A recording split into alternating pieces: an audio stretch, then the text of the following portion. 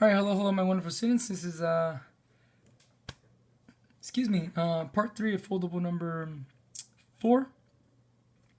Can't believe we're barely on foldable number 4. Oh my goodness, this is going on forever. This is a long section. I'm just putting these in. All right, for this one, I did change this one because this didn't have a multiplicity, and I kind of wanted to show you like it doesn't have a multiplicity. But then I found a different factor, and it was x to the 4th as well. But without doing division of polynomials and showing you guys how to do synthetic division to check for, to see if it's division or to see if it's a factor, I wasn't sure if you guys already know how to do it. So I kind of just skipped it and left it as two trinomials. And we're going to factor these two trinomials out to find the zeros. And then we're going to go ahead and do this part here. So that being said, we're going to go ahead and have two x factors, one for each. The first one is multiply to equal 4, add to equal positive 4. And this one is multiply to equal 1, add to equal negative 2. So two numbers that do it are plus 2 and plus 2. Plus 2 and plus 2 would multiply to equal 4 and add to equal 4. And this one would be negative 1 and negative 1. Negative 1 times negative 1 equals positive 1. And negative 1 plus negative 1 equals negative 2. So these are going to be our factors. We have our x plus 2 and our x plus 2 and our x minus 1 and our x minus 1. We can also rewrite this as x plus 2 squared and our x minus 1 squared.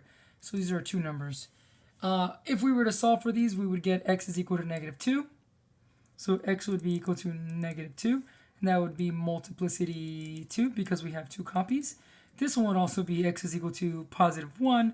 Also multiplicity 2 because we have two copies of this one as well.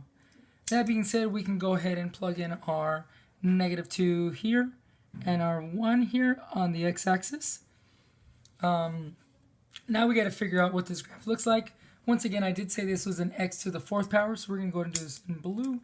So we have our end behavior. And this was an x to the 4th power, because if we were to do all this out, like multiply all this through distribution or through the box method, the first number, which is the first term, which is the only one that really matters for end behavior, would be x squared times x squared, which gives us x to the 4th, which is actually up and up.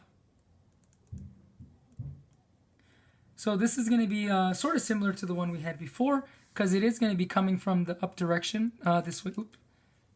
This way here. It is going to be coming from this direction here and leaving this direction here. But we got to actually figure out what it's doing here. Is it going to just touch, or is it going to go all the way through and come back around? In order to do that, we got to check some points. So we're going to go ahead and check 0, because 0 is a wonderful number and it's actually right there, to see how this works out. So if we plug this in here instead of here, this one seems a little bit easier if we use this one instead of using this one, because even though, they are the same.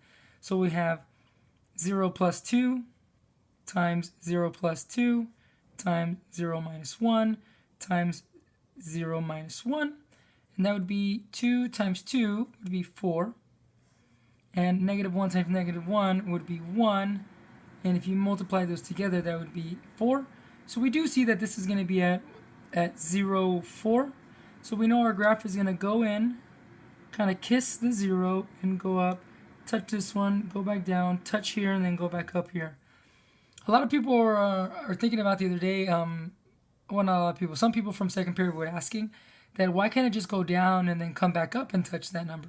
Because if we did that, it would have to hit a different 0, and we know that it doesn't. It only hits at 2. It only hits at negative 2, and it only hits at 1. These two here. So if we go down and do some crazy stuff, we'd have to come back on the same one, which make the graph look kind of thing, and it won't be a function anymore.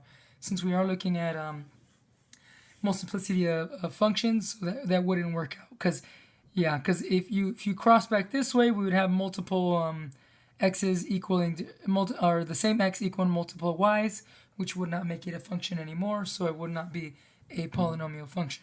So we have to just make sure when we have multiplicity of 2 or greater, check the test points in between to make sure we see which direction the graph is going to be graphing at. And this is pretty what do you say? I can't say it's 100% correct because we only tested at one point, but it should be pretty similar to what you guys check if you use the graphing calculator to check the answer.